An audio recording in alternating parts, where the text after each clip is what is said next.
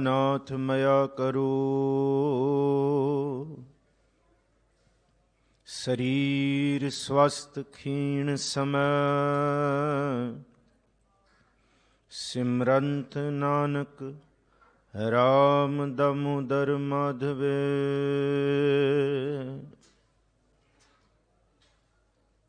तू मेरो मेर पर्वत स्वामी,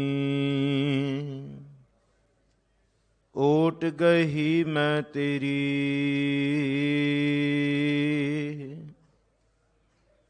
ना तुम डुल हो ना हम गिरते, रख लीनी हर मेरी। बदबख्त हम चूं बखील, गाफिल बेनज़र बेबाक।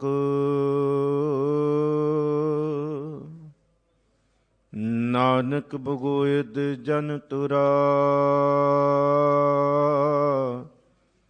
तेरे चाकरां पाखाक।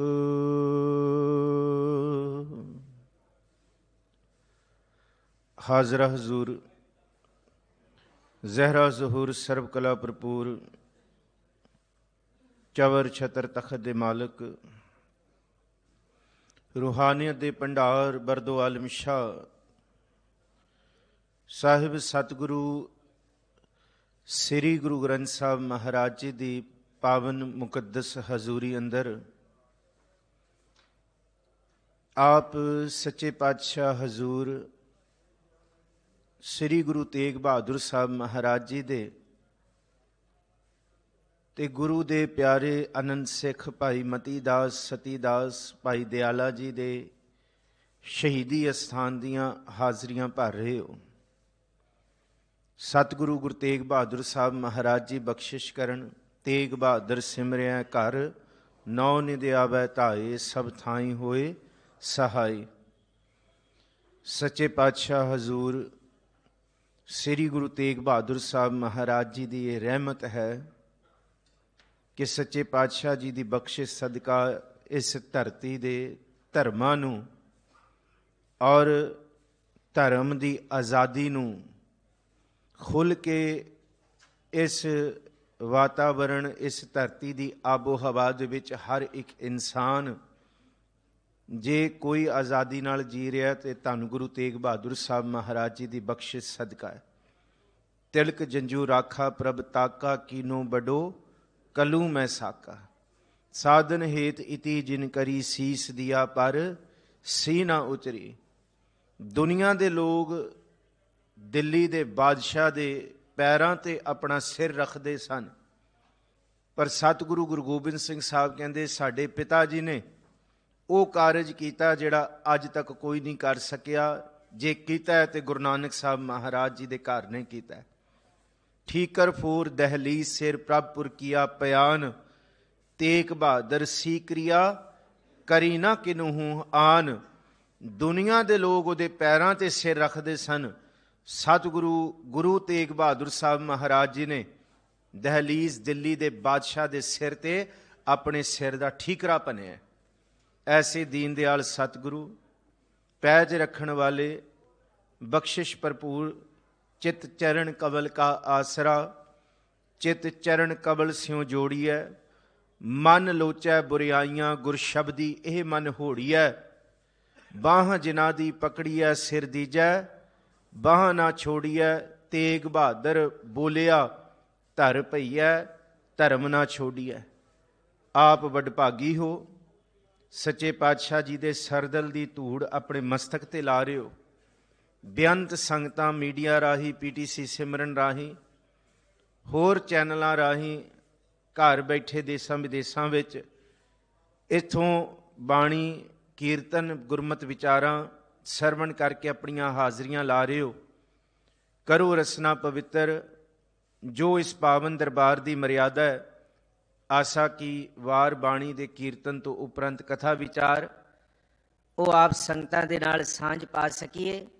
ਸਤਿਕਾਰਯੋਗ ਸਿੰਘ ਸਾਹਿਬ ਗਿਆਨੀ ਹਰਨਾਮ ਸਿੰਘ ਜੀ ਪਾਸੋਂ ਆਪ ਜੀ ਨੇ ਜਿਹੜੀ ਲੜੀਵਾਰ ਕਥਾ, ਜਿਹੜਾ ਸ਼ਬਦ ਅੱਜ ਸਤਿਗੁਰੂ ਜੀ ਨੇ ਝੋਲੀ ਪਾਇਆ, ਉਹ ਸਰਵਣ ਕੀਤਾ। ਬਖਸ਼ੋ ਅਸੀਸ। ਗੱਜ ਕੇ ਗੁਰੂ ਬਖਸ਼ੀ ਫਤਿਹ ਸਾਂਝੀ ਕਰੋ। ਸਾਰੇ ਆਖੋ ਜੀ ਵਾਹਿਗੁਰੂ ਜੀ ਕਾ ਖਾਲਸਾ ਵਾਹਿਗੁਰੂ ਜੀ ਕੀ ਫਤਿਹ। ਕੱਲ ਆਪ ਜੀ ਨੇ ਗੁਰਮੁਖ ਪਿਆਰਿਆਂ ਪਾਸੋਂ ਭਗਤਾਂ ਦੀ ਬਾਣੀ ਗੌੜੀ ਰਾਗ ਦੇ ਵਿੱਚ ਦਰਜ ਗੌੜੀ ਦਾ ਆਖਰੀ ਸ਼ਬਦ ਸਰਵਣ ਕੀਤਾ ਸੀ। ਅੱਜ ਆਸਾ ਰਾਗ ਦੀ ਆਰੰਭਤਾ ਹੈ ਔਰ ਆਸਾ ਰਾਗ ਸਤਿਗੁਰੂ ਗੁਰੂ ਨਾਨਕ ਸਾਹਿਬ ਮਹਾਰਾਜ ਜੀ ਦੇ ਉਚਾਰਨ ਕੀਤੇ ਗਏ ਰਾਗਾਂ ਦੇ ਵਿੱਚੋਂ ਬੜਾ ਫੇਵਰੇਟ ਰਾਗ ਹੈ। ਇਹਦਾ ਕਾਰਨ ਇਹ ਹੈ ਕਿ ਸਤਿਗੁਰੂ ਜੀ ਸੱਚੇ ਪਾਤਸ਼ਾਹ ਮਹਾਰਾਜ ਜੀ ਨੇ ਜਿਹੜੀ ਆਸਾ ਕੀ ਵਾਰ ਉਚਾਰਨ ਕੀਤੀ ਉਹ ਵੀ ਆਸਾ ਰਾਗ ਦੇ ਵਿੱਚ ਕੀਤੀ। ਇਹ ਰਾਗ ਅੰਮ੍ਰਿਤ ਵੇਲੇ ਦਾ ਰਾਗ ਹੈ ਜੀ ਔਰ ਹਿੰਦੁਸਤਾਨੀ ਸੰਗੀਤ ਪਰੰਪਰਾ ਦੇ ਵਿੱਚ ਵੀ ਇਹ ਬੜਾ ਪੁਰਾਤਨ ਰਾਗ ਹੈ। ਸਤਿਗੁਰੂ ਗੁਰੂ ਨਾਨਕ ਸਾਹਿਬ ਮਹਾਰਾਜ ਜੀ ਨੇ ਇਕੱਲੇ ਇਸ ਧਰਤੀ 'ਤੇ ਬੇਅੰਤ ਧਰਮਾਂ ਦੇ ਉਪਦੇਸ਼ ਦੇਣ ਵਾਸਤੇ ਸਤਿਗੁਰੂ ਜੀ ਨੇ ਇਕੱਲੀ ਆਸਾ ਕੀ ਵਾਰ ਰਾਗ ਆਸਾ ਦੇ ਵਿੱਚ ਨਹੀਂ ਉਚਾਰਨ ਕੀਤੀ, ਬਲਕਿ ਹੋਰ ਬੇਅੰਤ ਸ਼ਬਦ ਤੇ ਬਾਣੀਆਂ ਸਤਿਗੁਰਾਂ ਨੇ ਇਸ ਰਾਗ ਦੇ ਵਿੱਚ ਉਚਾਰਨ ਕੀਤੇ ਨੇ। ਪਰ ਸਭ ਤੋਂ ਵੱਡੀ ਖੂਬਸੂਰਤੀ ਇਹ ਹੈ ਕਿ ਜਿਸ ਵੇਲੇ ਸਤਿਗੁਰੂ ਜੀ ਬੇਈ ਨਦੀ ਵਿੱਚ ਪ੍ਰਵੇਸ਼ ਹੋਏ ਤੇ ਸਾਰੇ ਸੁਲਤਾਨਪੁਰ ਲੋਧੀ ਦੇ ਵਿੱਚ ਹਾਹਾਕਾਰ ਮਚ ਗਈ। ਕੋਈ ਕਹਿੰਦਾ ਨਾਨਕ ਜੀ ਰੁੜ ਗਏ ਨੇ, ਕੋਈ ਕਹਿੰਦਾ ਵੇਈ ਰੋੜ ਕੇ ਲੈ ਗਈ ਹੈ, ਕੋਈ ਕਹਿੰਦਾ ਸ਼ਾਇਦ ਪਰਲੇ ਪਾਸੇ ਲੰਘ ਗਏ ਨੇ। ਦੁਨੀਆ ਦੇ ਲੋਕ, ਸੁਲਤਾਨਪੁਰ ਲੋਧੀ ਦੇ ਸਾਰੇ ਲੋਕ ਇਹ ਰੋਲਾ ਪਾਉਂਦੇ ਨੇ ਕਿ ਕੀ ਹੋਇਆ, ਖਰੇ ਇਹ ਭਾਣਾ ਵਾਪਰ ਗਿਆ, ਨਾਨਕ ਜੀ ਕਿੱਥੇ ਗਏ, ਬਾਬਾ ਨਾਨਕ ਕਿੱਥੇ ਚਲੇ ਗਏ। ਤੇ ਜਿਸ ਵੇਲੇ ਇਹ ਸੁਨੇਹਾ ਸਤਿਗੁਰੂ ਗੁਰੂ ਨਾਨਕ ਸਾਹਿਬ ਮਹਾਰਾਜ ਜੀ ਦੀ ਭੈਣ ਬੇਬੇ ਨਾਨਕੀ ਨੂੰ ਮਿਲਿਆ, ਸਾਰਾ ਸੁਲਤਾਨਪੁਰ ਲੋਧੀ ਦੇ ਲੋਕ, ਸਾਰੀ ਲੋਕਾਈ ਡੋਲਦੀ ਸੀ। ਇੱਕੋ ਇੱਕ ਉੱਥੇ ਅਡੋਲ ਆਤਮਾ ਸੀ ਤੇ ਉਹ ਸੀ ਬੇਬੇ ਨਾਨਕੀ। ਜਦ ਇਹ ਖਬਰ ਪਹੁੰਚੀ ਕਿ ਬਾਬਾ ਨਾਨਕ ਰੁੜ ਗਿਆ ਤੇ ਬੇਬੇ ਨਾਨਕੀ ਨੇ ਕਿਹਾ ਜਿਹੜਾ ਦੁਨੀਆ ਨੂੰ ਤਾਰਨ ਵਾਸਤੇ ਆਇਆ ਉਹਨੂੰ ਕੌਣ ਰੋੜ ਸਕਦਾ ਹੈ। ਕਿਹਾ ਨਹੀਂ ਬੇਬੇ, ਇਹ ਗੱਲ ਨੂੰ ਤੂੰ ਹੋਸ਼ ਵਿੱਚ ਸੁਣ। ਵੇਈ ਡੋਬਤਾ, ਵੇਈ ਨਦੀ ਨੇ ਡੋਬਤਾ, ਗੁਰੂ ਨਾਨਕ ਸਾਹਿਬ ਨੂੰ ਡੁੱਬ ਗਏ ਨੇ। ਤੇ ਸਤਿਗੁਰੂ ਗੁਰੂ ਨਾਨਕ ਸਾਹਿਬ ਜੀ ਦੇ ਭੈਣ ਬੇਬੇ ਨਾਨਕੀ ਕਹਿੰਦੇ ਜਿਨ੍ਹਾਂ ਨੇ ਸਾਰੀ ਲੋਕਾਈ ਨੂੰ ਬਾਂਹ ਦੇ ਕੇ ਬਚਾਉਣਾ ਹੈ ਉਹਨੂੰ ਕਿਹੜੀ ਵੇਈ ਡੋਬ ਸਕਦੀ ਹੈ। ਔਰ ਜਦ ਗੁਰੂ ਨਾਨਕ ਸਾਹਿਬ ਤੀਜੇ ਦਿਨ, ਕਿਉਂਕਿ 3 ਦਿਨਾਂ ਦਾ ਜ਼ਿਕਰ ਸਿੱਖ ਇਤਿਹਾਸ ਤਵਾਰੀਖ ਦੇ ਵਿੱਚ ਮਿਲਦਾ ਹੈ, ਸਤਿਗੁਰੂ ਗੁਰੂ ਨਾਨਕ ਸਾਹਿਬ ਮਹਾਰਾਜ ਜੀ ਬੇਈ ਨਦੀ ਵਿੱਚ ਪ੍ਰਵੇਸ਼ ਕੀਤੇ ਨੇ, 3 ਦਿਨਾਂ ਬਾਅਦ ਆਏ ਨੇ। ਹਰ ਇੱਕ ਇਤਿਹਾਸ, ਪੁਰਾਤਨ ਤੇ ਨਵੀਨ ਇਤਿਹਾਸ, ਭਾਵੇਂ ਉਹ ਸਤਿਗੁਰੂ ਗੁਰੂ ਨਾਨਕ ਸਾਹਿਬ ਜੀ ਦੇ ਬਾਬਤ ਲਿਖੀਆਂ ਜਨਮ ਸਾਖੀਆਂ ਨੇ, ਜਨਮ ਸਾਖੀਆਂ ਤੋਂ ਬਾਅਦ ਬਿਲਾਸ, ਗੁਰਬਿਲਾਸ ਨੇ, ਉਸ ਤੋਂ ਬਾਅਦ ਪ੍ਰਕਾਸ਼ ਨੇ, ਭਾਵੇਂ ਉਹ ਪ੍ਰਾਚੀਨ ਪੰਥ ਪ੍ਰਕਾਸ਼ ਰਤਨ ਸਿੰਘ ਭੰਗੂ ਦਾ, ਨਵੀਨ ਪੰਥ ਪ੍ਰਕਾਸ਼ ਗਿਆਨੀ ਗਿਆਨ ਸਿੰਘ ਦਾ, ਜਾਂ ਨਾਨਕ ਪ੍ਰਕਾਸ਼ ਗ੍ਰੰਥ ਕਵੀ ਸੰਤੋਖ ਸਿੰਘ ਚੂੜਾਮੜ, ਜਾਂ ਇਸ ਤੋਂ ਬਾਅਦ ਜਿੰਨੇ ਵੀ ਨਵੀਨ ਵਿਦਵਾਨ, ਸਭ ਇਸ ਗੱਲ ਦੀ ਗਵਾਹੀ ਭਰਦੇ ਨੇ ਕਿ ਸਤਿਗੁਰੂ ਗੁਰੂ ਨਾਨਕ ਸਾਹਿਬ ਜੀ ਤੀਜੇ ਦਿਨ ਵੇਈ ਨਦੀ ਤੋਂ ਬਾਹਰ ਆਏ ਨੇ। ਸਤਿਗੁਰੂ ਜੀ ਦੇ ਸਿਰ ਤੇ ਜੂੜਾ ਹੈ ਕੇਸਾਂ ਦਾ, ਤੇੜ ਕੁਪੀਨ ਹੈ, ਤੇ ਸਤਿਗੁਰੂ ਜੀ ਸ਼ਮਸ਼ਾਨ ਘਾਟ ਦੇ ਬਾਹਰ ਜਾ ਕੇ ਬਹਿ ਗਏ ਤੇ ਆਪਣੇ ਮੁਖ ਤੋਂ ਜਿਹੜੀ ਬਾਤ ਉਚਾਰਨ ਕੀਤੀ ਉਹ ਸਭ ਤੋਂ ਪਹਿਲਾਂ ਸੀ, ਨਾ ਕੋ ਹਿੰਦੂ ਨਾ ਮੁਸਲਮਾਨ। ਜਿਹੜਾ ਸ਼ਬਦ ਉਚਾਰਿਆ ਸਤਿਗੁਰੂ ਗੁਰੂ ਨਾਨਕ ਸਾਹਿਬ ਜੀ ਨੇ ਉਹ ਹੈ ਇੱਕ ਓੰਕਾਰ, ਕਿ ਇੱਕੋ ਇੱਕ ਹੈ ਉਹ ਬਣਾਉਣ ਵਾਲਾ। ਕੋਈ ਬਣਾਉਣ ਵਾਲਾ ਵੱਖਰਾ ਨਹੀਂ, ਪ੍ਰਤਪਾਲਨਾ ਕਰਨ ਵਾਲਾ ਕੋਈ ਹੋਰ ਨਹੀਂ, ਫਨਾ ਕਰਨ ਵਾਲਾ ਕੋਈ ਤੀਜਾ ਦੇਵ ਨਹੀਂ। ਜੋ ਵੀ ਹੈ ਉਹ ਇੱਕ ਹੈ ਤੇ ਕੋਈ ਨਾ ਦੇਵ ਦਾਨ ਵਾਨਰਾ ਨਾ ਸਿੱਧ ਸਾਧਕਾ ਧਰਾ। ਅਸਤ ਏਕ, ਅਸਤ ਦਾ ਮਤਲਬ ਹੈ, ਫਾਰਸੀ ਦੇ ਵਿੱਚ ਹੈ ਨੂੰ ਅਸਤ ਕਿਹਾ ਜਾਂਦਾ ਹੈ। ਇੱਕੋ ਇੱਕ ਹੈ, ਅਸਤ ਏਕ, ਦਿਗਰ ਕੋਈ, ਦਿਗਰ ਕਹਿੰਦੇ ਦੂਜੇ ਨੂੰ ਫਾਰਸੀ 'ਚ। ਦੂਜਾ ਕੌਣ ਹੈ? ਕੋਈ ਵੀ ਨਹੀਂ। ਏਕ ਤੂਈ, ਏਕ ਤੂਈ, ਸਾਰੇ ਜਪੋ ਏਕ ਤੂਈ, ਏਕ ਤੂਈ। ਇਸ ਇੱਕ ਦਾ ਉਪਦੇਸ਼ ਗੁਰੂ ਨਾਨਕ ਸਾਹਿਬ ਜੀ ਨੇ ਬੇਈ ਨਦੀ ਤੋਂ ਬਾਹਰ ਆ ਕੇ ਦ੍ਰਿੜ ਕੀਤਾ। ਹੂੰ ਹਾਂ, ਜਨਮ ਸਾਖੀਆਂ ਤੇ ਸਾਡਾ ਇਤਿਹਾਸ ਇਹ ਦੱਸਦਾ ਹੈ ਕਿ ਸਤਿਗੁਰੂ ਗੁਰੂ ਨਾਨਕ ਸਾਹਿਬ ਮਹਾਰਾਜ ਜੀ ਜਿਸ ਵੇਲੇ ਬੇਈ ਪ੍ਰਵੇਸ਼ ਕੀਤੇ ਨੇ, ਸੱਚਖੰਡ ਪਹੁੰਚੇ ਨੇ ਸੁਰਤ ਰੂਪ 'ਚ, ਤੇ 3 ਗੱਲਾਂ ਪਾਰ ਬ੍ਰਹਮ ਪਰਮੇਸ਼ਵਰ ਵਾਹਿਗੁਰੂ ਨੇ ਉਹਨਾਂ ਨੂੰ ਆਖੀਆਂ ਨੇ। ਪਹਿਲੀ ਗੱਲ ਆਖੀ कि गुरु नानक जिस ऊपर मेरी नज़र उस ऊपर तेरी नज़र, पहली गल। दूजी गल आखी जिस ऊपर मेरा करम नानक जी उस ऊपर तेरा करम। ते तीजा बचन आख्या मेरा नाम पार ब्रह्म परमेश्वर नानक तेरा नाम गुर परमेश्वर। ये तीन बचन ने गुरु नानक साहब महाराज जी जिस वेले सचखंड पहुंचे ने उस वेले सुरत रूप दे विच सतगुरु जी ने, असी ते सचखंड शायद इस स्थान नूं कहंदे आ जां सुखासन नूं, पर सचखंड जप बाणी दे विच महाराज जी ने पंजां खंडां विचों जिहड़ा सिखरला बिल्कुल आखिरला खंड है उन्होंने सचखंड आख्या। ये सुरत की उडारी है जिथे कि पार ब्रह्म परमेश्वर के दीदार होंदे ने।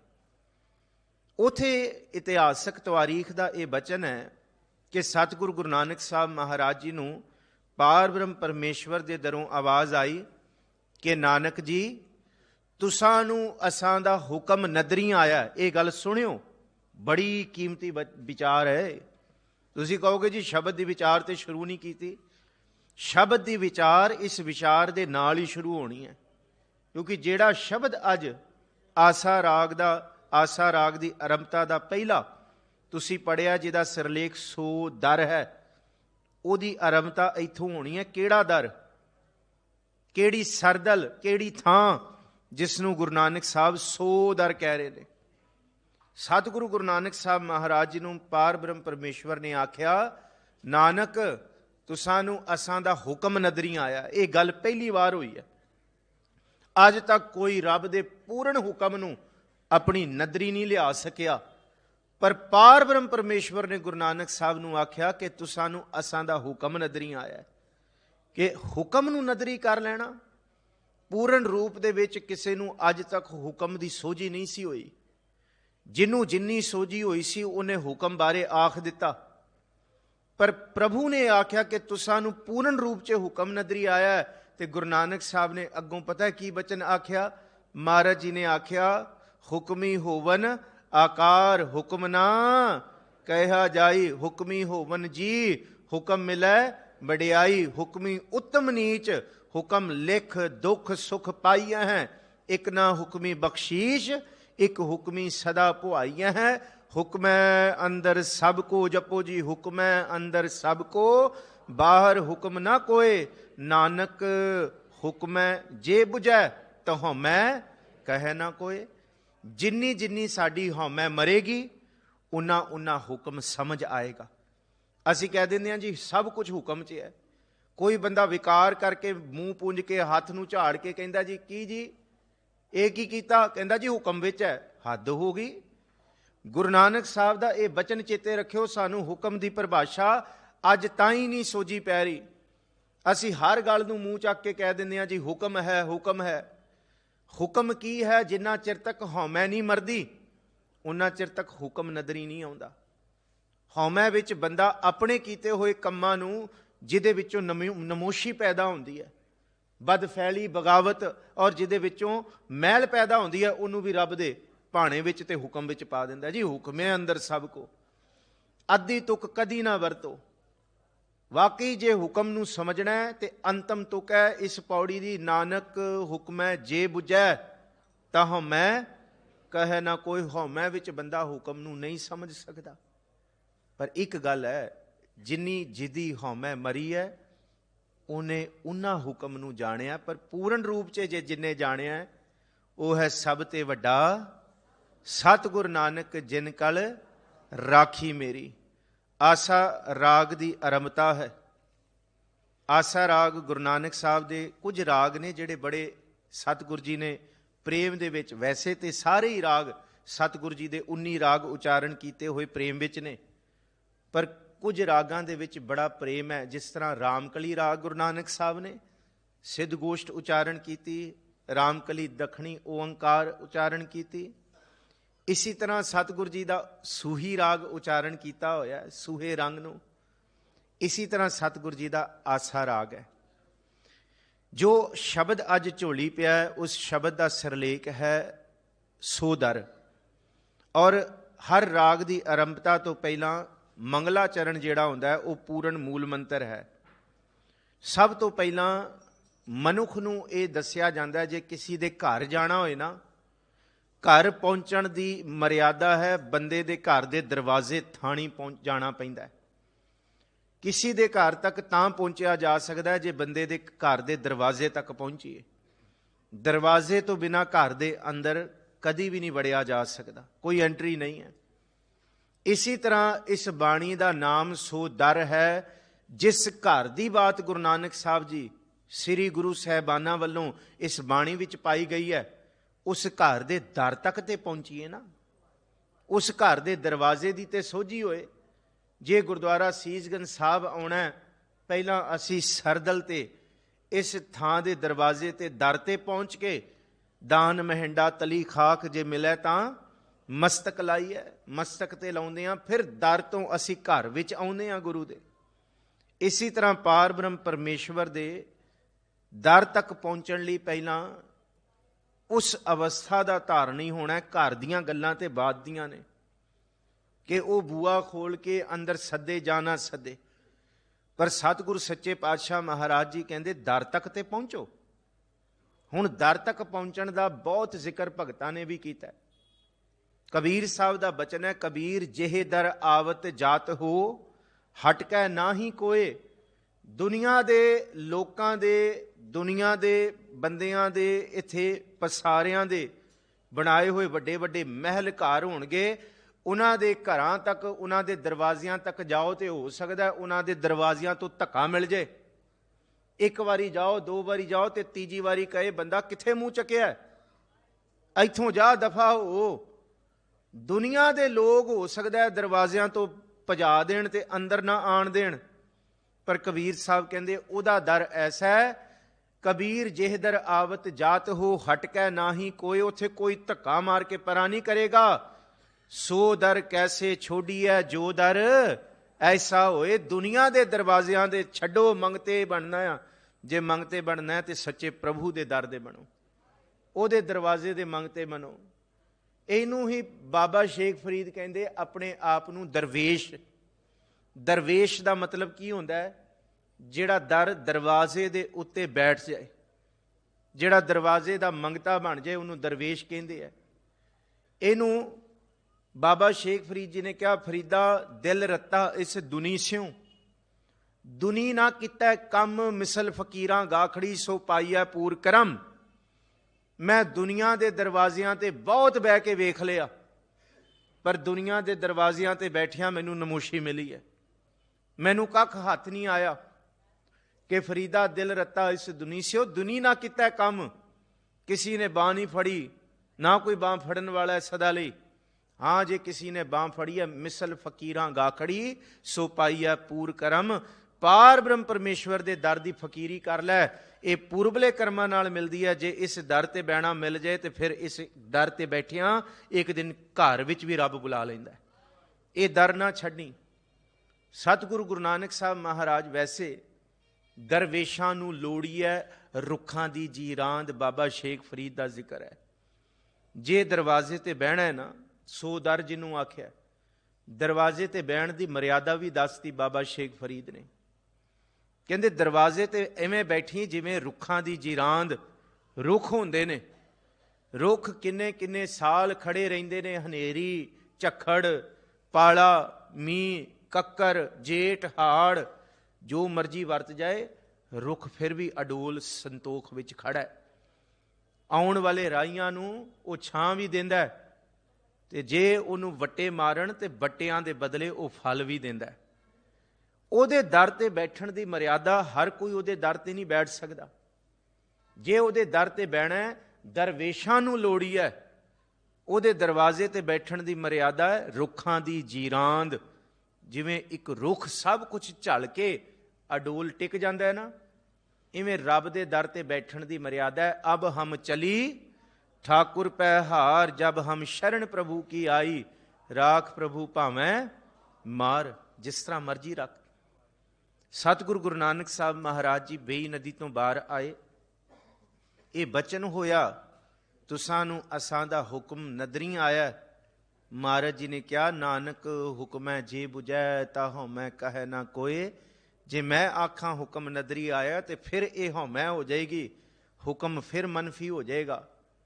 ਇਹ ਤੇ ਤੁਹਾਡੀ ਰਹਿਮਤ ਹੈ। ਸੱਚੇ ਪਾਤਸ਼ਾਹ ਗੁਰੂ ਨਾਨਕ ਸਾਹਿਬ ਨੇ ਆਖਿਆ ਤੇ ਉਹਨੂੰ ਆਦੇਸ਼ ਨਮਸਕਾਰ ਕੀਤਾ। ਆਦੇਸ਼ ਤੇ ਸਹਿ ਆਦੇਸ਼, ਆਦ ਅਨੀਲ ਅਨਾਦ ਅਨਾਹਤ ਜੁਗ ਜੁਗ ਏਕੋ ਵੇਸ। ਹੁਣ ਜਦ ਗੁਰੂ ਨਾਨਕ ਸਾਹਿਬ ਮਹਾਰਾਜ ਜੀ ਦਾ ਇਹ ਵਾਲਾ ਕਿੱਸਾ ਸੁਲਤਾਨਪੁਰ ਲੋਧੀ ਵਿੱਚ ਫੈਲਿਆ ਨਾ, ਕਹਿੰਦੇ ਬੇਈ ਨਦੀ ਤੇ ਭੀੜ ਲੱਗ ਗਈ ਲੋਕਾਂ ਦੀ। ਤੇ ਸੁਲਤਾਨਪੁਰ ਲੋਧੀ ਦਾ ਨਵਾਬ, ਜਿਹੜਾ ਆਪਣੇ ਆਪ ਨੂੰ ਸੁਲਤਾਨਪੁਰ ਦਾ ਮਾਲਕ ਮੰਨਦਾ ਸੀ, ਅੱਜ ਆਪਣੇ ਤਖਤ ਆਪਣੇ ਮਹਿਲ ਨੂੰ ਛੱਡ ਕੇ ਉਹ ਵੀ ਗੁਰੂ ਨਾਨਕ ਸਾਹਿਬ ਦੇ ਦਰਸ਼ਨ ਕਰਨ ਵਾਸਤੇ ਵੇਈ ਨਦੀ ਤੇ ਪਹੁੰਚਿਆ ਤੇ ਆਖ ਦਿੱਤਾ ਕਿ ਅੱਜ ਤੋਂ ਬਾਅਦ ਇਹ ਕੋਈ ਨਾ ਆਖੇ ਕਿ ਗੁਰੂ ਨਾਨਕ ਸਾਹਿਬ ਸੁਲਤਾਨਪੁਰ ਲੋਧੀ ਦੇ ਨਵਾਬ ਦੌਲਤ ਖਾਂ ਦੇ ਇੱਥੇ ਨੌਕਰੀ ਕਰਦਾ ਹੈ। ਦੁਨੀਆ ਦੇ ਲੋਕੋ, ਅੱਜ ਤੋਂ ਬਾਅਦ ਰਹਿੰਦੀ ਧਰਤੀ ਤੱਕ ਇਹ ਗੱਲ ਯਾਦ ਰੱਖੇਗੀ, ਕਾਇਨਾਤ ਇਹ ਗੱਲ ਦੱਸੇਗੀ ਕਿ ਸੁਲਤਾਨਪੁਰ ਲੋਧੀ ਦਾ ਨਵਾਬ ਦੌਲਤ ਖਾਂ ਗੁਰੂ ਨਾਨਕ ਸਾਹਿਬ ਦਾ ਨੌਕਰ ਬਣ ਗਿਆ। ਅੱਜ ਮੈਂ ਤੇਰਾ ਨੌਕਰ ਹੋ ਗਿਆ ਨਾਨਕ, ਗੁਰੂ ਨਾਨਕ ਸਾਹਿਬ ਮਹਾਰਾਜ। ਕਿਉਂ? ਤੁਸੀਂ ਪਾਰ ਬ੍ਰਹਮ ਪਰਮੇਸ਼ਵਰ ਦੇ ਦਰ ਤੇ ਆਏ ਹੋ, ਜੋ ਨੂਰ ਸੀ ਚਿਹਰੇ ਤੇ। ਜੇ ਆਖ ਦਿੱਤਾ ਨਾ ਕੋ ਹਿੰਦੂ ਨਾ ਮੁਸਲਮਾਨ, ਤੇ ਫਿਰ ਜਦ ਸਤਿਗੁਰੂ ਗੁਰੂ ਨਾਨਕ ਸਾਹਿਬ ਨੂੰ ਪੁੱਛਿਆ ਨਾ, ਸੱਚੇ ਪਾਤਸ਼ਾਹ ਤੁਸੀਂ ਹਾਲ ਦੱਸੋ। ਪਾਰ ਬ੍ਰਹਮ ਪਰਮੇਸ਼ਵਰ ਦੀ ਦਰਗਾਹ ਤੇ ਗਏ ਸੀ, ਉਹਨਾਂ ਦੇ ਸੱਚਖੰਡ ਤੁਸੀਂ ਦੀਦਾਰ ਕੀਤੇ। ਅੱਛਾ ਅਸੀਂ ਕਹੀਏ ਇਹ ਤੇ ਅਤ ਕਥਣੀਆਂ ਜੀ, ਇਹ ਕੋਈ ਹੋ ਸਕਦਾ ਹੈ? ਬਿਲਕੁਲ ਹੋ ਸਕਦਾ ਹੈ। ਭਗਤ ਨਾਮਦੇਵ ਨੇ ਵੀ ਇਹਦਾ ਜ਼ਿਕਰ ਕੀਤਾ ਹੈ, ਤੂੰ ਕੁਨ ਰੇ ਮੈਂ ਜੀ ਨਾਮਾ ਹੋ ਜੀ, ਆਲਾ ਤੇ ਨਿਵਾਰਣਾ ਜਮ ਕਾਰਣਾ। ਭਗਤ ਨਾਮਦੇਵ ਜੀ ਨੇ ਇਹਨੂੰ ਬਿਲਕੁਲ ਮੋਹਰ ਲਾ ਕੇ ਕਿਹਾ, ਇਹੀ ਹੋਇਆ। ਭਗਤ ਕਬੀਰ ਜੀ ਨੇ ਵੀ ਕਿਹਾ, ਅਬ ਤੋਂ ਜਾਏ ਚੜ੍ਹੈ ਸਿੰਘਾਸਨ ਮਿਲੇ ਹੈ, ਸਾਰੰਗ ਪਾਣੀ ਰਾਮ ਕਬੀਰਾ ਏਕ ਭਏ ਹੈ, ਕੋਈ ਨਾ ਸਕੈ। ਬੜੇ ਭਗਤਾਂ ਨੇ ਕਿਹਾ। ਭਗਤ ਰਵਿਦਾਸ ਤੋ ਹੀ ਮੋਹੀ, ਮੋਹੀ ਤੋ ਹੀ ਅੰਤਰ ਕੈਸਾ ਕਨਕ ਕਟਕ, ਜਲ ਤਰੰਗ ਜੈਸਾ ਜੋ ਪੈ ਹਮਨਾ ਪਾਪ ਕਰੰਤਾ, ਅਹ ਅਹੰਤਾ ਪਤਿਤ ਪਾਵਨ ਨਾਮ ਕੈਸੇ ਹੁੰਤਾ। ਤੂੰ ਪਤਿਤ ਨੂੰ ਪਾਵਨ ਕਰਨ ਵਾਲਾ ਰੱਬ। ਉੱਥੇ ਗੁਰੂ ਨਾਨਕ ਸਾਹਿਬ ਨੂੰ ਪੁੱਛਿਆ, ਸੱਚੇ ਪਾਤਸ਼ਾਹ ਉਸ ਪਾਰ ਬ੍ਰਹਮ ਪਰਮੇਸ਼ਵਰ ਦੇ ਦਰ ਦੀ ਤੇ ਘਰ ਦੀ ਕੋਈ ਖਬਰ ਤਾਂ ਸੁਣਾਓ, ਉਹਦੀ ਸੋਏ ਤਾਂ ਦੱਸੋ, ਤੁਸੀਂ ਕੀ ਡਿਠਿਆ, ਕਿਹੜਾ ਹੁਕਮ ਨਦਰੀ ਆਇਆ ਤੁਸਾਂ ਨੂੰ, ਤੁਸੀਂ ਕੀ ਆਨੰਦ ਮਾਣਿਆ।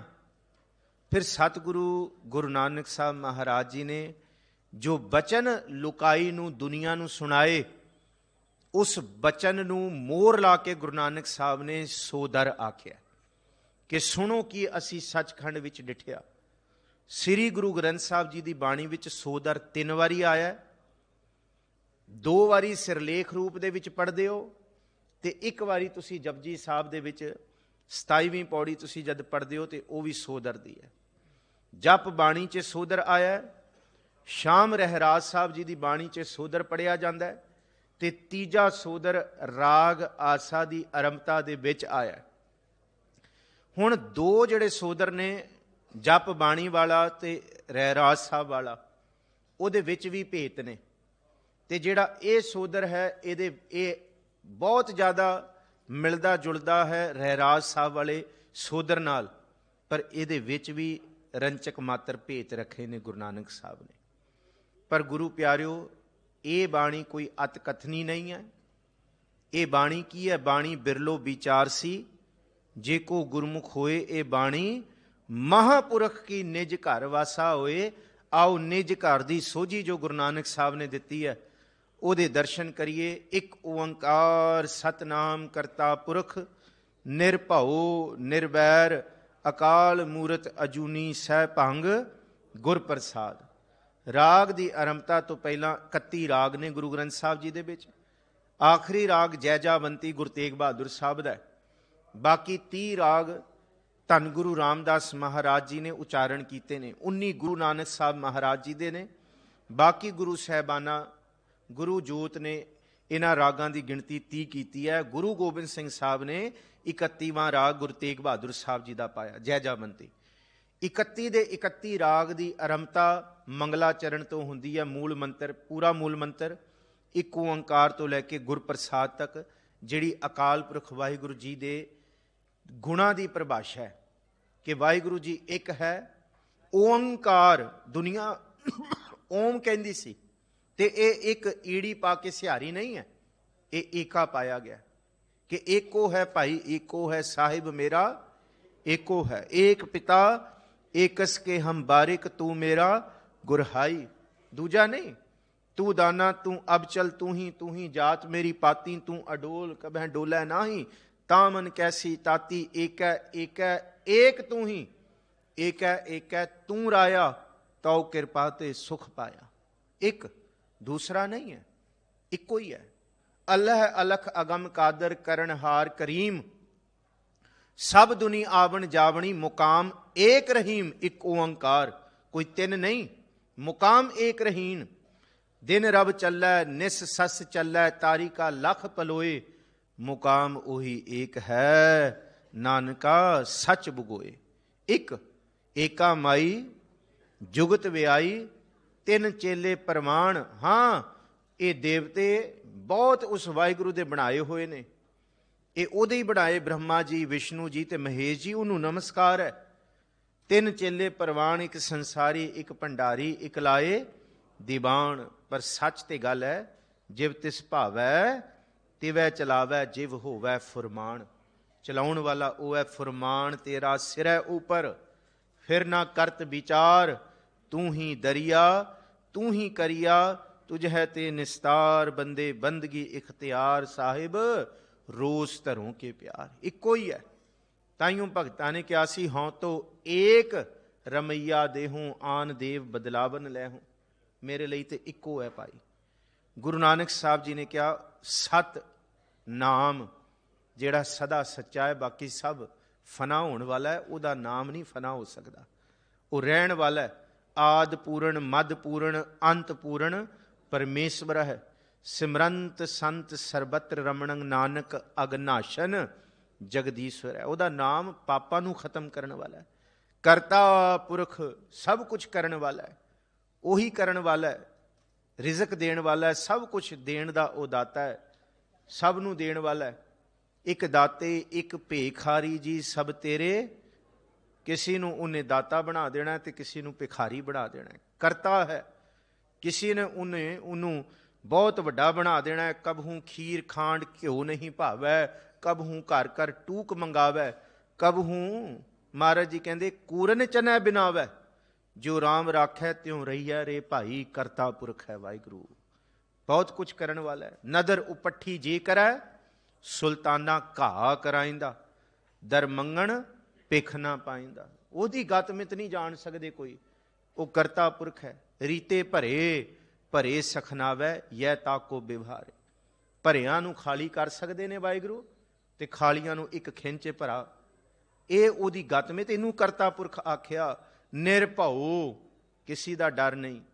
ਨਿਰਵੈਰ, ਕਿਸੇ ਨਾਲ ਵੈਰ ਨਹੀਂ। ਅਕਾਲ ਮੂਰਤ, ਕਾਲ ਦੇ ਵਿੱਚ ਸਾਰੇ ਹੈਗੇ ਹਾਂ ਅਸੀਂ।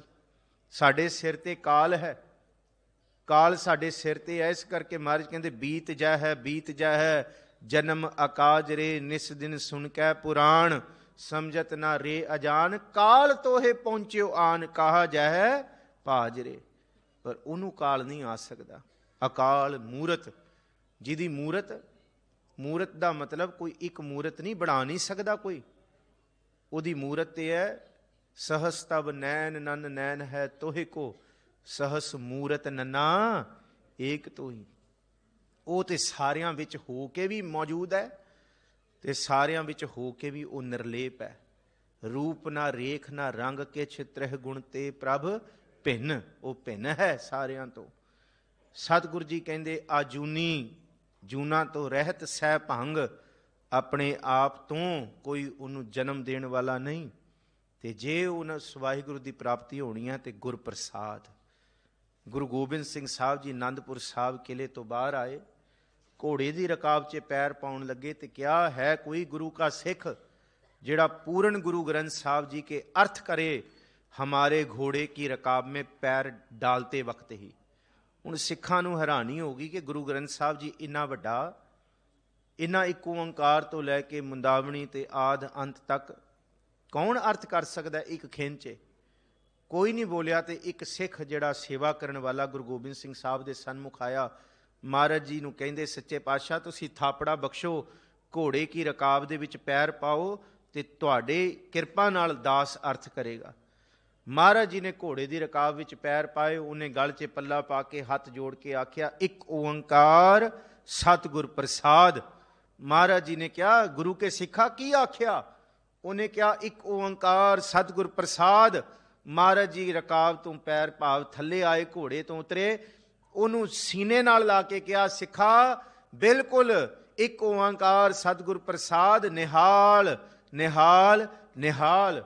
ਸਿੱਖਾਂ ਨੇ ਕਿਹਾ, ਮਹਾਰਾਜ ਬਾਣੀ ਆਦ ਅੰਤ ਇੰਨਾ ਵੱਡਾ ਗ੍ਰੰਥ ਤੇ ਇਹ ਇੱਕ ਤੁਕ।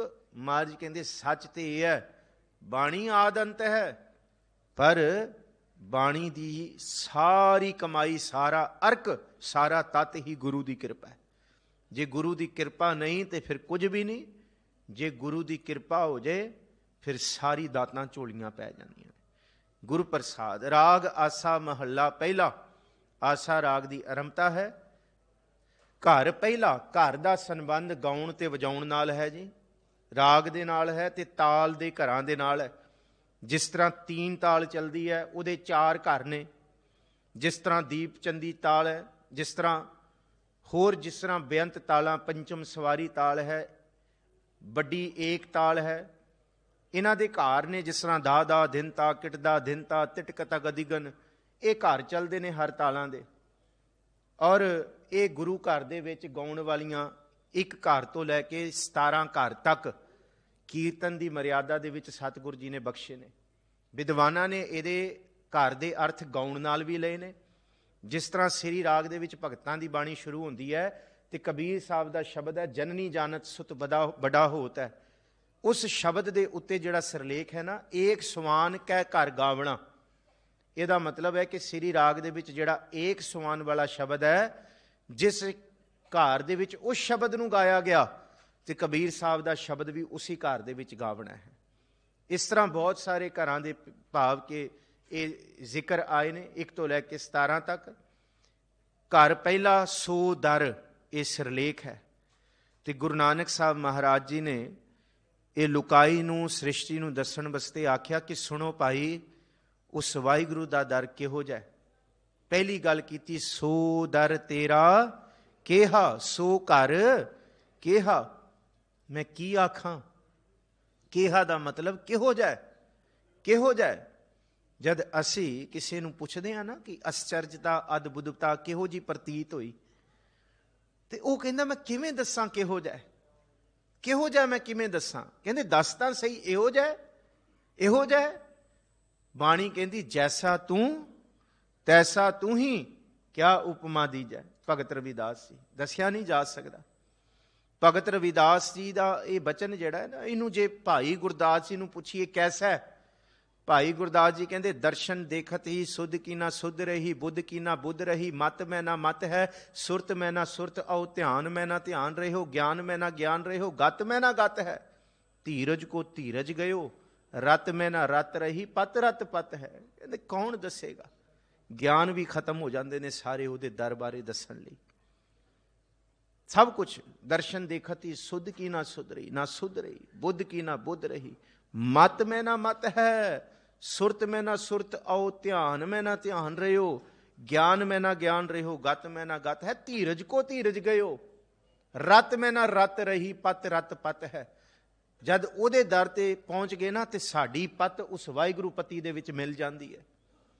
ਫਿਰ ਕੀ ਦੱਸ ਸਕਦਾ ਕਿ ਤੂੰ ਦਰਿਆਓ ਦਾਨਾ ਬੀਨਾ, ਮੈਂ ਮਛਲੀ ਕੈਸੇ ਅੰਤ ਲਹਾ। ਤੇ ਭਾਈ ਗੁਰਦਾਸ ਜੀ ਨੇ ਕਿਹਾ ਸੁਣੋ ਫਿਰ ਕਿਵੇਂ। ਅਦ ਬੁੱਧ ਪਰਮਦ ਬੁੱਧ ਬਿਸਮੈ ਬਿਸਮ ਅਸਚਰਜ ਹੈ, ਅਸਚਰਜ ਹੈ। ਕਹਿੰਦੇ ਅਦਭੁਤ ਹੈ? ਕਹਿੰਦੇ ਨਹੀਂ ਅਦਭੁਤ ਨਹੀਂ, ਪਰਮਦ ਬੁੱਧ ਹੈ। ਪਰਮਦ ਬੁੱਧ ਹੈ? ਨਹੀਂ, ਬਿਸਮੈ ਬਿਸਮ ਹੈ। ਅੱਛਾ ਬਿਸਮੈ ਬਿਸਮ ਹੈ? ਕਹਿੰਦੇ ਨਹੀਂ, ਅਸਚਰਜ ਅਸਚਰਜ ਹੈ। ਇਹ ਆਖਿਆ ਅਦਭੁਤ ਪਰਮਦ ਬੁੱਧ ਬਿਸਮੈ ਬਿਸਮ ਅਸਚਰਜ ਹੈ, ਅਸਚਰਜ। ਕਹਿੰਦੇ ਅਸਚਰਜ। ਤੇ ਭਾਈ ਗੁਰਦਾਸ ਕਹਿੰਦੇ ਨਹੀਂ, ਲਿਖ ਦੋ ਅਤ ਅਤ ਹੈ। ਅਤ ਅਤ ਦਾ ਮਤਲਬ ਅੰਤ ਨਹੀਂ ਹੈ, ਕਿਨਹੀ ਤੇਰਾ ਅੰਤ ਨਾ ਪਾਇਆ। ਜਿਹਨੂੰ ਗੁਰੂ ਗੋਬਿੰਦ ਸਿੰਘ ਸਾਹਿਬ ਮਹਾਰਾਜ ਜੀ ਨੇ ਕਿਹਾ त्रिभवन महीप सुर नर असुर नेत नेत बन तृण कहत। नेत का मतलब है ना अति, ना अति। कोई बयान नहीं कर सकिया, कोई नहीं दस सकिया। सोदर तेरा केहा, हाँ असी जप बाणी च पढ़ते हाँ, सोदर केहा सो घर केहा। भेत रखिया गुरु नानक साहब ने। सोदर तेरा केहा सो घर केहा, जित बह सर्व संभाले। मैं किवें बयान करा सच्चे पातशाह दी उस रमजी उस अवस्था नूं जिथे प्रभु बैठा है, सचखंड वसै निरंकार। मैं किवें बयान करा जिथे सारियां दी संभाल कर रहा। बन तृण कहत, तिणके तो लैके सारे पासे। कहते एकल माटी कुंजर चीटी भाजन है बहु नाना रे। कीड़ी तो लैके हाथी तक, आसमान धरतियां सारे ब्रह्मंडां की प्रतिपालना करना। जित बह सर्व संभाले, जिथे बह के वह सब नूं वेख रहा है, सब की संभाल कर रहा है। ते जद वह संभाल कर रहा ते एक बंदा है जेड़ा अपने चिंतन अपनी सिमरती विचों वाहिगुरू नूं भुल्ली बैठा है। बाकी जिन्नी सृष्टि वाहिगुरू ने बनाई है सारे उस वाहिगुरू नूं ही गाई जा रहे हैं। महाराज कहते वाजे तेरे नाद अनेक असंखां, केते तेरे वावण हारे। ਇਹਦੇ अर्थ कर लीए पहला कि वाजे तेरे नाद, कि वाहिगुरू जी सृष्टि दे विच किन्ने तरह के नाद गा रहे ने। चिड़ी चौहकी पौ फुटी वगण बहु तरंग, चिड़ियां दे नाद ने। काली कोयल तू कित गुण काली, ये नाद ने। जो बोलत मृग मीन पंखेरू, सो बिनहर जापत है नहीं होर, ये सब उहदे नाद ने। सृष्टि का नाद है, ब्रह्मंड विच नाद है, उहदियां आवाज़ां ने। केते तेरे वावण हारे, अनेक ते असंख। असंख का मतलब है जिस जिन्हों संख्या दे विच लियाया ही नहीं जा सकता, गिणिया ही नहीं जा सकता। किन्ने वजाउण वाले, वावण हारे का मतलब वजाउण वाले वजंतरी तेरे दर ते वजा रहे ने। कोई बोल रहा है, कोई गा रहा है। केते तेरे राग परीस्यों कई हैं। रागां दा कोई अंत है? राग दा वैसे अर्थ होंदा प्रेम ते खिच। ते जद प्रेम दे खिच दे विच कोई गांदा है ना, ਉਹਨੂੰ नहीं पता किवें गा रहा, पर वह राग ही हुंदा है रब दे दर ते। राग जिन्हों अनुराग भी आख्या। वाजे केते तेरे राग परीस्यों कई हैं, केते तेरे गावण हारे। गुरु नानक साहब कहते जद मैं उस पार ब्रह्म परमेश्वर के दर ते जाके वेख्या ना, उथे एक नहीं उथे किन्ने ही उस दर ते बह के ਉਹਦੀਆਂ ਸਿਫਤ ਸਲਾਹਾਂ ਦੇ ਨਾਦ ਵਜਾ ਰਹੇ ਸਨ, ਸਾਜ਼ ਵਜਾ ਰਹੇ ਸਨ, ਤੇ ਕਿੰਨੇ ਬੈਠ ਕੇ ਉਹਨੂੰ ਗਾ ਰਹੇ ਸਨ। ਗਾਵਨ ਤੁਧਨੋਂ ਪੌਣ ਪਾਣੀ ਬੈਸੰਤਰ, ਬੰਦਿਆ ਇੱਕ ਤੂੰ ਨਹੀਂ ਗਾ ਰਿਹਾ, ਦੇਖ ਹਵਾ ਵੀ ਉਹਨੂੰ ਗਾ ਰਹੀ ਹੈ, ਦੇਖ ਪਾਣੀ ਵੀ ਉਹਨੂੰ ਗਾ ਰਿਹਾ, ਦੇਖ ਅੱਗ ਵੀ ਉਹਨੂੰ ਗਾ ਰਹੀ ਹੈ। ਪਾਣੀ ਇੱਕ ਤਰ੍ਹਾਂ ਦਾ ਨਹੀਂ ਹੈ। ਇੱਕ ਪਾਣੀ ਜਿਹੜਾ ਅਸੀਂ ਪੀਂਦੇ ਹਾਂ, ਸਾਡੇ ਸਰੀਰ ਦੇ ਅੰਦਰ ਹੀ ਵਿਦਵਾਨਾਂ ਨੇ ਕਈ ਤਰ੍ਹਾਂ ਦਾ ਪਾਣੀ ਆਖਿਆ। ਥੁੱਕ ਵੀ ਪਾਣੀ ਆਖਿਆ, ਅੱਖਾਂ ਦੇ ਹੰਝੂ ਵੀ ਪਾਣੀ ਹੈ, ਸੀਂਡ ਵੀ ਪਾਣੀ ਹੈ। ਅਸੀਂ ਜਿਹੜਾ ਨਿਕਾਸੀ ਕਰਦੇ ਹਾਂ ਉਹ ਵੀ ਪਾਣੀ ਦੇ ਬਹੁਤ ਰੂਪ ਨੇ। ਸਰੀਰ ਦੇ ਅੰਦਰ ਕਿੰਨੇ ਤਰ੍ਹਾਂ ਦਾ ਪਾਣੀ ਹੈ, ਕਿੰਨੇ ਕਿੰਨੇ ਰੂਪ ਦੇ ਵਿੱਚ ਪਾਣੀ ਉਹਨੂੰ ਗਾ ਰਿਹਾ। ਅੱਗ ਕਈ ਤਰ੍ਹਾਂ ਦੀ ਹੈ। ਬੜਵਾ ਅਗਨੀ ਹੈ ਜਿਹੜੀ ਸਮੁੰਦਰ ਦੇ ਅੰਦਰ ਹੈ, ਦਾਵਾ ਅਗਨ ਹੈ, ਚੁੱਲ੍ਹੇ ਦੀ ਅੱਗ ਅਗਨ ਹੈ, ਰਿਜ਼ਕ ਨੂੰ ਪਕਾਉਣ ਵਾਲੀ ਅੱਗ ਵੱਖਰੀ ਹੈ, ਪਚਾਉਣ ਵਾਲੀ ਢਿੱਡ ਦੇ ਅੰਦਰ ਅਗਨ ਵੱਖਰੀ ਹੈ, ਮਾਤਾ ਦੀ ਗਰਭ ਉਹ ਵੱਖਰੀ ਹੈ, ਅਸਮਾਨ ਦੇ ਵਿੱਚ ਬਿਜਲੀ ਦੀ ਲਿਸ਼ਕਣ ਵਾਲੀ ਅੱਗ ਵੱਖਰੀ ਹੈ, ਧਰਤੀ ਦੇ ਅੰਦਰ ਦੀ ਅਗਨ ਵੱਖਰੀ ਹੈ। ਇੱਕ ਤਰ੍ਹਾਂ ਦੀ ਅਗਨ ਨਹੀਂ ਹੈ। ਸੂਰਜ ਦੀ ਅਗਨ ਵੱਖਰੀ ਹੈ, ਤੇ ਕਾਮ ਕ੍ਰੋਧ ਲੋਭ ਮੋਹ ਦੀ ਅਗਨ ਵੱਖਰੀ ਹੈ। ਇਹ ਕਿੰਨੀਆਂ ਤਰ੍ਹਾਂ ਦੀਆਂ ਅੱਗਾਂ ਨੇ ਵਾਹਿਗੁਰੂ ਤੂੰ ਬਣਾਈਆਂ ਨੇ, ਕੋਈ ਅੰਤ ਹੈ ਮਹਾਰਾਜ। ਪਰ ਹੈਰਾਨੀ ਕਹਿੰਦੇ ਇਹ ਹੈ ਕਿ ਗਾਵਨ ਤੁਧਨੋਂ ਪੌਣ ਪਾਣੀ ਬੈਸੰਤਰ, ਕਹਿੰਦੇ ਪਵਨ ਵੀ ਤੈਨੂੰ ਗਾ ਰਹੀ ਹੈ ਵਾਹਿਗੁਰੂ, ਹਵਾਵਾਂ ਵੀ ਗਾ ਰਹੀਆਂ ਨੇ, ਪਾਣੀ ਵੀ ਗਾ ਰਿਹਾ, ਤੇ ਬੈਸੰਤਰ ਅੱਗ ਵੀ ਗਾ ਰਹੀ ਹੈ।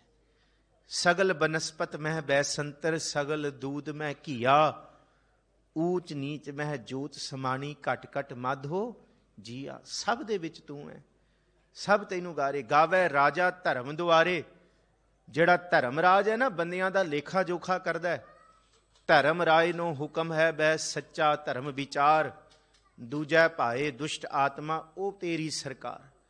ਧਰਮ ਰਾਜ ਵੀ ਉਸ ਵਾਹਿਗੁਰੂ ਨੂੰ ਗਾ ਰਿਹਾ, ਉਹਦੇ ਵੱਸ ਵੀ ਕੁਛ ਨਹੀਂ ਹੈ, ਮੌਤ ਦਾ ਜਿਹੜਾ ਦੇਵਤਾ ਹੈ। ਧਰਮ ਰਾਜ ਵੀ ਉਹਨੂੰ ਗਾ ਰਿਹਾ, ਗਾਵਨ ਤੁਧਨੋਂ ਚਿੱਤ ਗੁਪਤ ਲਿਖ ਜਾਣਨ, ਲਿਖ ਲਿਖ ਧਰਮ ਵਿਚਾਰੇ। ਕਹਿੰਦੇ ਜਿਹੜੇ ਧਰਮ ਰਾਜ ਲੇਖੇ ਜੋਖੇ ਕਰਦਾ ਹੈ ਤੇ ਧਰਮ ਰਾਜ ਤੱਕ ਜਿਹੜੇ ਸਾਡੇ ਲੇਖੇ ਜੋਖੇ ਪਹੁੰਚਾਉਂਦਾ, ਜਿਹਨੂੰ ਚਿੱਤਰਗੁਪਤ ਆਖਿਆ, ਕਿ ਇਹਦਾ ਮਤਲਬ ਇਹ ਹੈ ਕਿ ਵਾਹਿਗੁਰੂ ਦੇ ਇੱਕ ਐਸੇ ਵੀ ਬਣਾਏ ਹੋਏ ਸੂਖਸ਼ਮ ਤੋਂ ਸੂਖਸ਼ਮ ਕਲਾਵਾਂ ਨੇ, ਜਿਹੜੇ ਸਾਡੇ ਕੀਤੇ ਹੋਏ 7 ਪਰਤਾਂ ਦੇ ਵਿੱਚ ਵੀ ਅਸੀਂ ਲੁਕ ਕੇ ਕੀਤੇ ਹੋਏ ਕਰਮ ਨੇ ਨਾ, ਉਹ ਵਾਹਿਗੁਰੂ ਤੋਂ ਲੁਕ ਨਹੀਂ ਸਕਦੇ। ਹੱਟ ਪੱਟਣ ਵਿੱਚ ਮੰਦਰ ਭੰਨੈ, ਕਰ ਚੋਰੀ ਕਰ ਆਵੈ, ਅੱਗੋਂ ਦੇਖੈ ਪਿੱਛੋਂ ਦੇਖੈ, ਤੁਝ ਤੇ ਕਾਹਾਂ ਛਪਾਵੈ।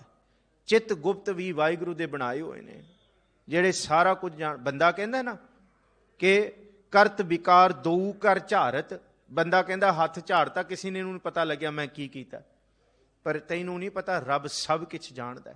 ਗੁਰੂ ਗੋਬਿੰਦ ਸਿੰਘ ਸਾਹਿਬ ਮਹਾਰਾਜ, ਕਾਮ ਨਾ ਕ੍ਰੋਧ ਨਾ ਲੋਭ ਨਾ ਮੋਹ ਨਾ ਰੋਗ ਨਾ ਸੋਗ ਨਾ ਭੋਗ ਨਾ ਭੈ ਹੈ, ਦੇ ਬਹੀਨ ਸਨੇ ਸਬੋ ਧੰਨੇ ਬ੍ਰਿਖਤ ਅਗੈ ਅਛੈ ਹੈ, ਜਾਨ ਕੋ ਦੇਤ ਅਜਾਨ ਕੋ ਦੇਤ, ਜ਼ਮੀਨ ਕੋ ਦੇਤ ਜ਼ਮਾਨ ਕੋ ਦੈ ਹੈ। ਕੀ ਕੁਛ ਨਹੀਂ ਉਹਦੀ ਨਜ਼ਰ ਵਿੱਚ ਆਉਂਦਾ ਭਾਈ। ਦੀਨਨ ਕੀ ਪ੍ਰਤਪਾਲ ਕਰੈ ਨਿਤ ਸੰਤ ਉਬਾਰ, ਗਨੀਮਨ ਗਾਰੈ ਪਛ ਪਸ਼ੂ ਨਗ ਨਾਗ ਨਰਾਦਿਪ, ਸਰਬ ਸਮੈ ਸਭ ਕੋ ਪ੍ਰਤਪਾਰੈ। ਸਭ ਨੂੰ ਦੇਖ ਰਿਹਾ ਉਹ ਵਾਹਿਗੁਰੂ, ਸਭ ਦੀ ਪ੍ਰਤਪਾਲਨਾ ਕਰ ਰਿਹਾ। ਚਿੱਤਰਗੁਪਤ ਵੀ ਲਿਖਣ ਵਾਲੇ ਉਹਨੂੰ ਹੀ ਗਾ ਰਹੇ ਨੇ, ਲਿਖ ਲਿਖ ਧਰਮ ਵਿਚਾਰੇ, ਜਿਹੜੀ ਲਿਖ ਲਿਖ ਕੇ ਧਰਮ ਨੂੰ ਵਿਚਾਰ ਕਰਨ ਵਾਸਤੇ ਸਾਡੇ ਕਰਮਾਂ ਦਾ ਲੇਖਾ ਜੋਖਾ ਦਿੰਦੇ ਨੇ। ਗਾਵਨ ਤੁਧਨੋਂ ਈਸ਼ਰ ਬ੍ਰਹਮਾ ਦੇਵੀ ਸੋਹਨ ਤੇਰੇ ਸਦਾ ਸਵਾਰੇ। ਜਿਹੜੇ ਪੂਜਦੇ ਨੇ ਉਹਨਾਂ ਨੂੰ ਉਹਨਾਂ ਦਾ ਮੁਬਾਰਕ, ਪਰ ਗੁਰੂ ਕਾ ਸਿੱਖ ਜੇ ਕਿਸੇ ਦਾ ਪੁਜਾਰੀ ਹੈ ਤੇ ਉਹ ਹੈ ਤੇਰਾ ਨਾਮ ਕਰੀ ਚਨਨਾਠੀਆ, ਜੇ ਮਨ ਉਰਸਾ ਹੋਏ ਕਰਨੀ ਕੰਗੂ ਜੇਰ ਲੈ, ਘਟ ਅੰਤਰ ਪੂਜਾ ਹੋਏ ਪੂਜਾ ਕੀਚੈ, ਨਾਮ ਧਿਆਈਐ ਬਿਨ ਨਾਵੈ ਪੂਜ ਨਾ ਹੋਏ। ਨਾਮ ਤੋਂ ਬਿਨਾ ਪੂਜਾ ਨਹੀਂ ਹੈ। ਸਿੱਖ ਅਕਾਲ ਦਾ ਪੁਜਾਰੀ ਹੈ। ਇਹਦਾ ਜ਼ਿਕਰ ਗੁਰੂ ਗੋਬਿੰਦ ਸਿੰਘ ਸਾਹਿਬ ਕਿ ਪੂਜਾ ਅਕਾਲ ਕੀ, ਪਰਚਾ ਸ਼ਬਦ ਕਾ ਦੀਦਾਰ ਖਾਲਸੇ ਕਾ। ਪਰ ਜਿਹੜੇ ਪੂਜਣ ਵਾਲੇ ਉਹਨਾਂ ਨੂੰ ਉਹਨਾਂ ਦਾ ਮੁਬਾਰਕ। ਪਰ ਗੁਰੂ ਨਾਨਕ ਸਾਹਿਬ ਕਹਿੰਦੇ ਜਿਹੜੇ ਉਸ ਵਾਹਿਗੁਰੂ ਦੇ ਬਣਾਏ ਹੋਏ ਬ੍ਰਹਮਾ ਤੇ ਦੇਵੀਆਂ ਤੇ ਈਸ਼ਰ ਦਾ ਮਤਲਬ ਹੈ ਸ਼ਿਵ, ਇੱਕ ਨਹੀਂ। ਹਾਂ, ਕੋਈ ਇੱਥੇ ਪੁੱਛੇ ਕਿ ਸ਼ਿਵ ਜੀ ਕਿੰਨੇ ਨੇ, ਇਸ ਧਰਤੀ ਦਾ ਬੰਦਾ ਕਹੇਗਾ ਇੱਕੋ ਇੱਕ ਸ਼ਿਵ ਜੀ ਨੇ। ਪਰ ਗੁਰੂ ਪਾਤਸ਼ਾਹ ਗੁਰੂ ਗੋਬਿੰਦ ਸਿੰਘ ਸਾਹਿਬ ਕਹਿੰਦੇ ਇੱਕ ਨਹੀਂ, ਉਹਨੇ ਤੇ ਸੈਂਕੜੇ ਧਰਤੀਆਂ ਬਣਾਈਆਂ ਨੇ, ਤੇ ਸੈਂਕੜੇ ਧਰਤੀ ਤੇ ਸ਼ਿਵ ਜੀ ਕਿੰਨੇ ਬਣਾਏ ਹੋਣਗੇ ਕਿਸੇ ਨੂੰ ਕੁਝ ਪਤਾ ਨਹੀਂ। ਸੈਂਕੜੇ ਉਹਨੇ ਬ੍ਰਹਿਮੰਡ ਬਣਾਏ। ਏਕ ਸ਼ਿਵ ਭਏ ਏਕ ਗਏ ਏਕ ਫਿਰ ਭਏ, ਰਾਮਚੰਦਰ ਕ੍ਰਿਸ਼ਨ ਕੇ ਅਵਤਾਰ ਵੀ ਅਨੇਕ ਹੈ। ਕਿੰਨੇ ਉਹਨੇ ਬਣਾਤੇ। ਨਮਸਕਾਰ ਹੈ ਵਾਹਿਗੁਰੂ, ਸਿਰ ਝੁਕਦਾ ਹੈ ਤੁਹਾਡੇ ਅੱਗੇ। ਗਾਵਨ ਤੁਧਨੋਂ ਈਸ਼ਰ, ਈਸ਼ਰ ਕਹਿੰਦੇ ਸ਼ਿਵ ਜੀ ਨੂੰ। ਬ੍ਰਹਮਾ ਦੇਵੀ, ਬ੍ਰਹਮਾ ਜਿਹਨੂੰ ਸ੍ਰਿਸ਼ਟੀ ਦਾ ਕਰਤਾ ਆਖਿਆ ਗਿਆ। ਤੇ ਗੁਰੂ ਨਾਨਕ ਸਾਹਿਬ ਨੂੰ ਪੁੱਛਿਆ ਕਿ ਸ੍ਰਿਸ਼ਟੀ ਦਾ ਕਰਤਾ ਬ੍ਰਹਮ ਹੈ? ਮਹਾਰਾਜ ਕਹਿੰਦੇ ਨਹੀਂ, ਓੰਕਾਰ ਬ੍ਰਹਮਾ ਉਤਪਤ, ਓੰਕਾਰ ਕੀਆ ਜਿਨ ਚਿਤ, ਓੰਕਾਰ ਸੈਲ ਜੁਗ ਭਏ, ਓੰਕਾਰ ਵੇਦ ਨਿਰਮਏ। ਕਿ ਕੋਈ ਕਹਿੰਦਾ ਬ੍ਰਹਮਾ ਜੀ ਨੇ ਸ੍ਰਿਸ਼ਟੀ ਉਚਾਰੀ ਬਣਾਈ ਤੇ ਵੇਦ ਉਚਾਰਨ ਕੀਤੇ, ਨਾ, ਵਾਹਿਗੁਰੂ ਨੇ ਬ੍ਰਹਮੇ ਕਈ ਬਣਾ ਦਿੱਤੇ ਤੇ ਵਾਹਿਗੁਰੂ ਜੀ ਦੇ ਰਾਹੀਂ ਇਸ ਧਰਤੀ ਤੇ ਕਈ ਗ੍ਰੰਥ ਬਣੇ ਨੇ ਉਸ ਕਰਤਾਰ ਦੇ ਬਣਾਏ ਹੋਏ। ਗਾਵਨ ਤੁਧਨੋਂ ਈਸ਼ਰ ਬ੍ਰਹਮਾ ਦੇਵੀ ਸੋਹਨ ਤੇਰੇ ਸਦਾ ਸਵਾਰੇ, ਤੁਹਾਡੇ ਹੀ ਸਵਾਰੇ ਹੋਏ ਇਹ ਦੇਵੀ ਦੇਵਤੇ ਨੇ। ਗਾਵਨ ਤੁਧਨੋਂ ਇੰਦਰ, ਇੰਦਰਾਸਨ ਬੈਠੇ ਦੇਵਤਿਆਂ ਦਰ ਨਾਲੇ। ਮਹਾਰਾਜ ਜੀ ਤੁਹਾਡੇ ਦਰ ਤੇ ਜਿਹਨੂੰ ਦੁਨੀਆ ਇੰਦਰ ਕਹਿ ਕੇ ਪੂਜਦੀ ਹੈ, ਸ਼ਿਵ ਜੀ ਕਹਿ ਕੇ, ਬ੍ਰਹਮਾ ਜੀ ਕਹਿ ਕੇ ਪੂਜਦੀ ਹੈ, ਗੁਰੂ ਨਾਨਕ ਸਾਹਿਬ ਕਹਿੰਦੇ ਮੈਂ ਵੇਖ ਕੇ ਆਇਆ ਕਿ ਸੱਚੇ ਪਾਤਸ਼ਾਹ ਦੇ ਦਰ ਤੇ ਖੜੇ ਹੋ ਕੇ ਉਹ ਉਹਨਾਂ ਨੂੰ ਸੱਚੇ ਪਾਤਸ਼ਾਹ ਦੇ ਪੁਜਾਰੀ ਨੇ। ਉਹ ਸਾਰੇ ਸੱਚੇ ਪਾਤਸ਼ਾਹ ਨੂੰ ਨਮਸਕਾਰ ਕਰ ਰਹੇ ਨੇ, ਵਾਹਿਗੁਰੂ ਨੂੰ। ਭਾਵੇਂ ਕੁਝ ਵੀ ਆਖੋ, ਕੋਈ ਬੋਲੇ ਰਾਮ ਰਾਮ, ਕੋਈ ਖੁਦਾਏ, ਕੋਈ ਵੀ ਆਖੋ, ਤੁਮ ਦਾਤੇ ਠਾकुर ਪ੍ਰਤਪਾਲਕ ਨਾਇਕ ਖਸਮ ਹਮਾਰੇ, ਨਿਮਖ ਨਿਮਖ ਤੁਮ ਹੀ ਪ੍ਰਤਪਾਲੋ ਹਮ ਬਾਰਿਕ ਤੁਮਰੇ ਤਾਰੇ।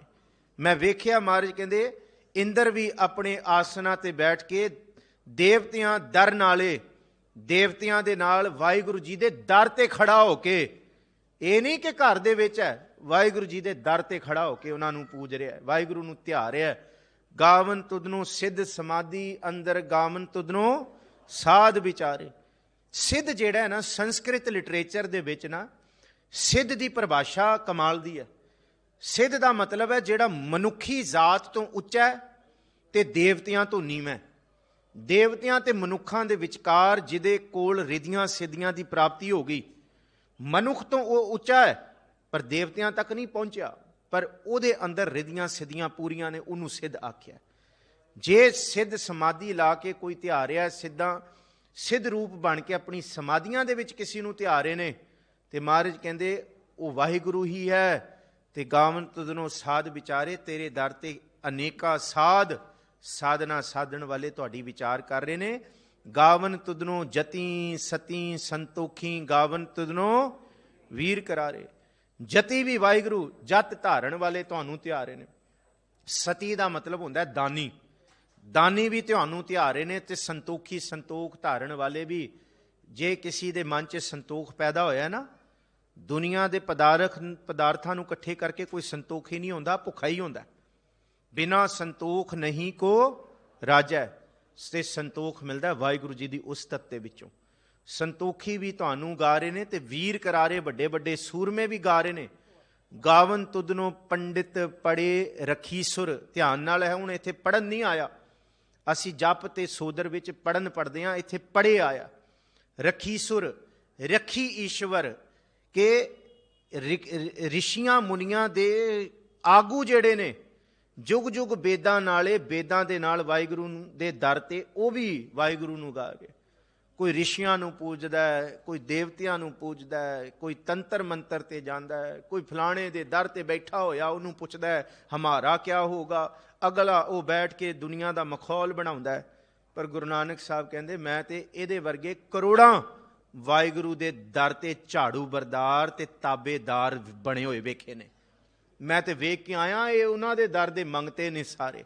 ਉਸ ਵਾਹਿਗੁਰੂ ਦੇ ਦਰ ਤੇ ਖੜੇ ਹੋ ਕੇ ਉਹਨਾਂ ਨੂੰ ਗਾ ਰਹੇ ਨੇ। ਵੱਡੇ ਵੱਡੇ ਪੰਡਿਤ ਵੀ। ਗਾਵਨ ਤੁਧਨੋਂ ਮੋਹਣੀਆਂ ਮਨ ਮੋਹਨ, ਸੁਰਗ ਮੱਛ ਪਿਆਲੇ।